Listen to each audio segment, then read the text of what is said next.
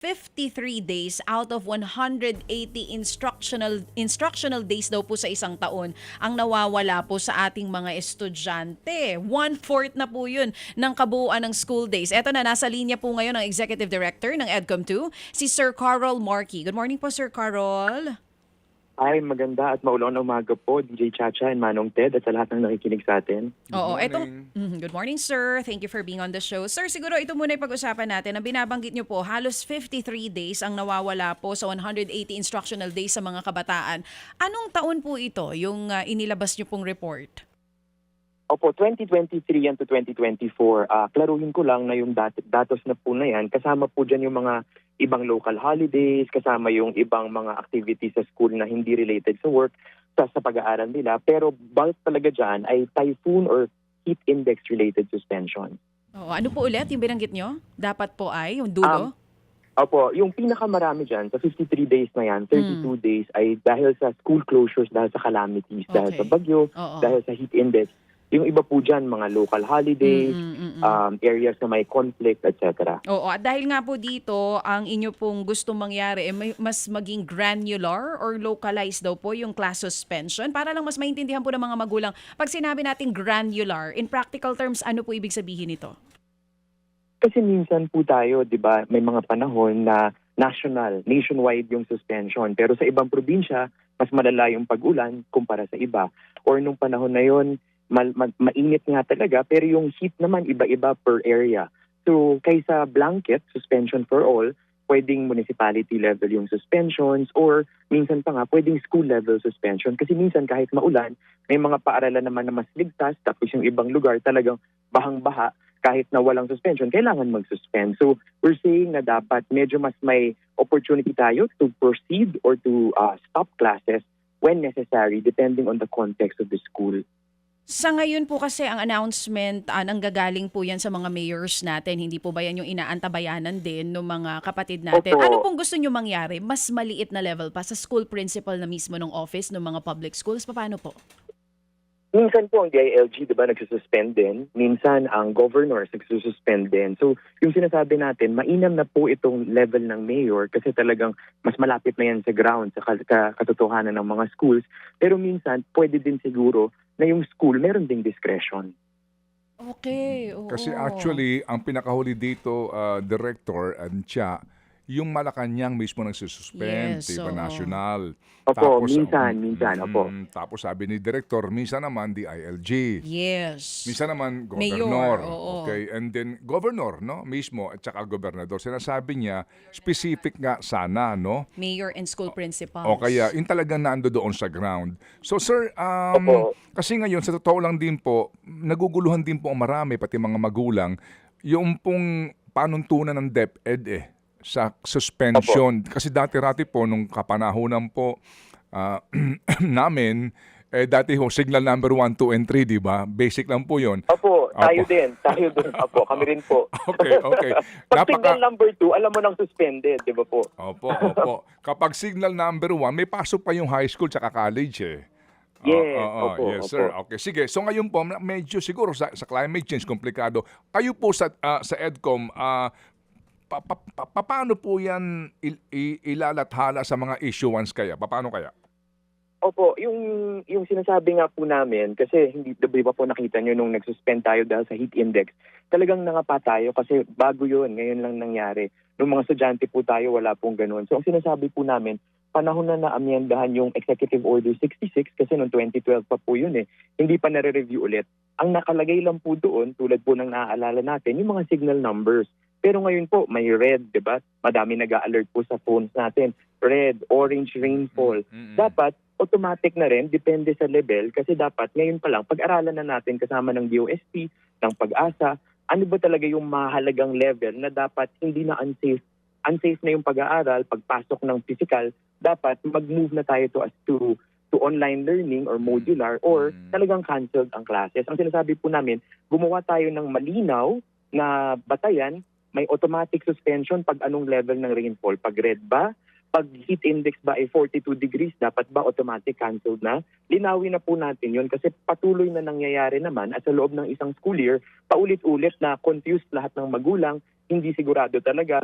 Tapos nagtuturuan, hindi naman nagtuturuan, naghihintayan. Sino ba ang magko-call off, sino bang hindi? Whereas, ngayon naman, kaya naman natin makipagtulungan na sa DOST, sa CVOX at sa Pag-asa, pag-usapan, pag may sabog ng bulkan, pag meron tayong heat index, pag merong malakas na pag-ulan kahit walang bagyo, tapos pag may signal number, alin yung level na katumbas ng signal number 2 nung panahon po natin. Oo. Sir Carol, dito po sa proposal nyo, sino ang may final say? Kasi maganda yung sinasabi nyo eh. Kasi halimbawa sa isang barangay, sa Quezon, sa isang lugar, pwedeng dito sa area na to, maulan, sa kabilang side, pwedeng maaraw eh. So sinong may final say dito? Will it be the mayors, the school principal, at aalisin na po ba natin yung halimbawa yung pag-aanunsyo ng DILG at ng Malacanang, even the national government, kung iiwan na po natin ito sa mga local government officials natin? Paano po? Opo. Ongoing po yung interagency discussion, tapos kasama po namin dyan ang DepEd, ang DILG, ang DOST, ang TESDA at saka ang CHED. Kami po ang aming sinusulong sana kung kayang mayor level, sa mayor po sana.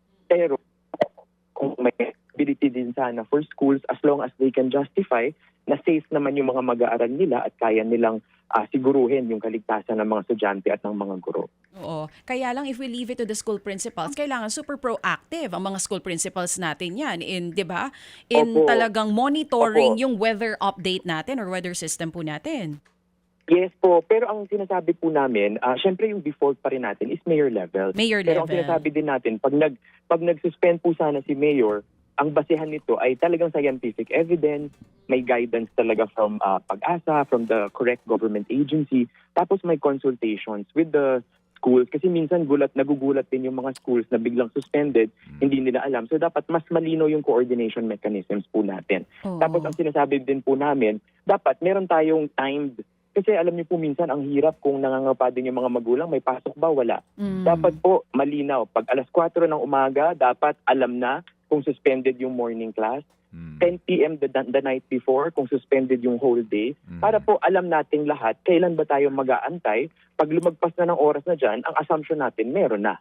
Or any last minute calls, pag wala pa rin announcement, pwede nang magsabi yung principal. Kasi ngayon po, hindi mo alam talaga kung anong oras din lalabas yung announcement. Diba last week, mga pagkakataon na nakapasok na tsaka lang nag-suspend. So medyo malaki pong challenges ito, hindi lamang sa inconvenience sa mga magulang at mga anak, pero pati sa pagkatuto. Kasi nga po, napakahalaga yung pag-save ng instructional time. Kasi po kami sa Education Commission, yung pagkatuto ng bata, talagang mahalaga yan. Of course, safety comes first. Pero pag meron po naman tayong paraan para mapangalagaan yung pagkatuto ng mga bata at mapanatili ito sa isang araw, pinakamainam yun. So kung alam natin na suspended, magsususpend din pala ng alas 9, sana nagsuspend na tayo the night before para nag-move na to online or modular classes yung buong araw kaysa naubos sa pagpunta at pag-uwi, wala na, hindi na nakapag-aral din yung bata. Pagkatuto ng mga bata, ano ho ba ang panuntunan dapat po para sa recovery ng mga bata doon sa mga nawalang araw po ng pasok? Para hulang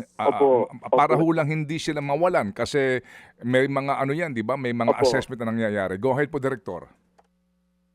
Opo. Yun din po yung sinasabi namin. Kasi ngayon po, sa DepEd, naglagay na po tayo ng 3-term calendar, hindi po ba? Yung 3-term calendar, dinisenyo na yan na may 5 days na buffer, assuming na may masususpend talagang classes. So, ibig sabihin, siguro po, naubos na natin yung 5 araw na yan, ano? Dito sa Metro Manila, sa Region 4A. So, yung nasumobra pa, yung lumabi sa 5 araw, ang tanong po ngayon, ano ba yung nangyaring pagkatuto sa mga araw na suspended? At the start of the term, yung DepEd po, nagbigay ng mga learning packets sa bawat mag-aaral. Para pag nasuspend, may worksheet na siyang sasagutan sa bahay. Tapos, ang ideal po dyan, pagbalik, i-check ng guro, ano yung mga lessons na hindi naiintindihan ng mga estudyante niya, yun yung i-make up natin. So, kung pwede pong i-make up yan during the school day, pwedeng i-make up yan during Saturday pag kailangan talagang after school hours. Pero ang mahalaga po dyan, may assessment. Malinaw sa atin, natuto ba yung mga bata habang nasa bahay or may mga challenges pa rin sa ibang competencies. Doon po sa mga may challenge na mga competencies, yun po yung tututukan para maihabol. Kaya mahalaga po na nagmo-monitor tayo at nag-a-assess. Okay. Sir, ito hong mga nangyari na in the past, ano po, na kaninyo, ito hong informasyon na inyong ibinabahagi, yung nawalan po ng 53 days, no? Dahil po sa suspension of classes, meron bang naging effect na ito na hindi maganda doon sa assessment natin sa ating mga learners po? No? So far, go ahead. Lumabas po nakaka-affect yan sa pagkatuto ng mga bata sa science, math, tsaka sa reading. Yung sinasabi ko nga po lagi, yung pag-aaral ng mga bata, magkakaiba din. So yung kinder to grade 3, talagang mahihirapan po yan pag suspended. Kasi yung pag-aaral ng literacy, kailangan po dyan, nakikita mong pagbigkas ng salita, naririnig ka din ng guro, nabibigyan ka ng feedback. So hindi po lahat ng tahanan kayang gawin yan at ipagpatuloy para sa mga anak nila. So yung kinder to grade 3, medyo precarious po yan. Kailangan sisiguruhin nating natututo yung batang magbasa. Pero pag nakakapagbasa na po siya, lalo na sa junior high school tsaka senior high school, mas independent na po ang mga learners natin. Basta may materyales, as long as sila nakakapagbasa ng mahusay, nakakaunawa, pwede po silang matutong mag-isa. Di po ba? Kasi magbabasa naman yan, gagawa ng activities, makakapag-aral. So magkaiba din po yung trato natin dyan sa mga bata at mas matatandang learners. Ngayon po may ginagawa kaming pag-aaral para sukatin talaga bawat suspension, anong mga lessons or ilang mga lessons ang talagang hindi nila matutunan. Yun po yung ginagawa namin pag-aaral ngayon na hopefully by mga November, lalabas na yung results based on the initial term. Opo. Napakainam po yan para talagang malaman po natin nga ang effect nito at we evolve dito po sa mga sitwasyon po ng panahon ngayon. Pero yun nga, at the end of the day, yung assessment sa bata, sa bawat taon. Mahalaga po talaga. Yes, sir. Opo. Okay. Mahalaga po talaga. Tsaka, ang sinasabi ko nga po, Manong Ted, last na, is that climate change is here to stay. Ang sabi nga po ng ating mga agencies, it is going to worsen and intensify pa. Yung init, yung bagyo. So, dapat po may kahandaan tayo. Alam natin kung ano yung kakayanan ng mga batang mag-aral mag-isa sa bahay at natitrain po natin silang maging independent learners. Pero tayo po bilang mga paaralan, bilang DepEd, bilang mga guro, dapat mag-innovate na tayo ng mga paraan para siguruhin na yung mga bata kayang matuto or yung pinakamahalagang lessons natututunan pa rin nila sa bahay. So siguro ito po yung mga pag-aaralan pa nating innovation at mga solusyon para sa mga susunod na taon. Oo. Sir Edcom, dun po sa 2020... Sir Edcom. Ay, sorry. Sir Carol, sorry. Para ako naulanan. Oo. Sir Carol, dun po sa binabanggit niyong data na 53 school days lost, saan pong regions or lugar po pinakamarami yan? Or kumbaga dehado talaga yung mga bata sa pagkatuto dahil dun sa class suspensions? Alam niyo po, yes, Luzon po, Luzon talaga. Region 1, 2, 3, CAR, 4A, 5, NCR, pinakamataas po. Tapos mas konti talaga sa Visayas and Mindanao. And you're saying... Ano po yun? Sige po, sir. Diretso lang po. Yeah, so pinakamataas po talaga Luzon. Tayo po yung pinaka-apektado ng mga bagyo tsaka lost learning days. Tapos idadagdag ko lang po, pinakamadami ding evacuation centers ng mga paaralan sa Calabarzon area. So yun po yung challenge natin kasi pag bumagyo, talagang tigil din yung pag-aaral. Yung mga schools na-convert pa to evacuation centers. So apektado pa ng mas matagal yung pagkatuto ng mga bata. Okay. Opo. Well, dito Bulacan. Yan, klarong-klaro. No? Yung laging lubog sa Pampanga. Lalo na Pampanga. Yes. Okay. Opo.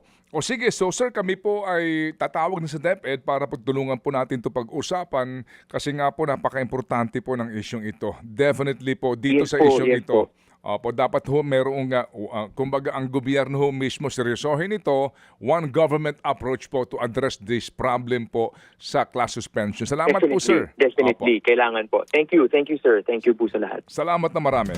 Mga kapatid, patuloy po kayong tumutok sa 105.9 True FM para sa totoong balita, impormasyon, music, and entertainment. Mag-subscribe sa aming YouTube channel at podcast at sundan nyo kami sa Facebook, Instagram, X at TikTok sa True Network PH.